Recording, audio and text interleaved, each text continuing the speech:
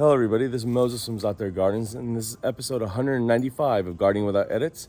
I'm going to show you something right now. I got a lot of, when I posted on Instagram, on Facebook, and here on YouTube, I had a lot of questions about my lemon tree. So let me flip the camera around. So here's the lemon tree. Let me back out a bit. So you can see how much production it has. You can hear my daughter.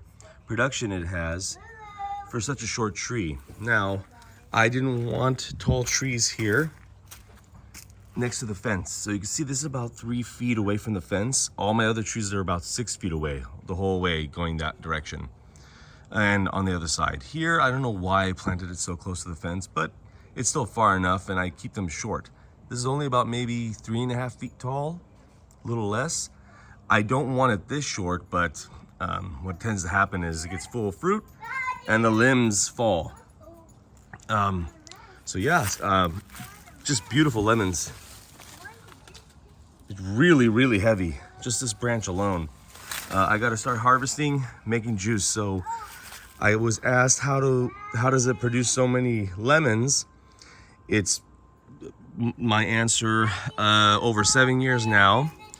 Over 7 years now, my answer: mulching heavily with wood chips and green materials so they can break down and build the soil, and foliar feeding with seaweed and fish. That's all I do. Okay, and I keep ants off. When there's a lot of ants, when it's blooming, which citrus flowers smell amazing if you never smelled it before.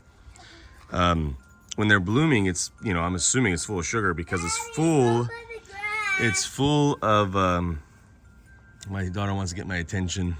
It's full of sugar in the flowers and full of ants. So anyways, all right. But yeah, so once again, very simple. Mulch, seaweed, fish. That's it.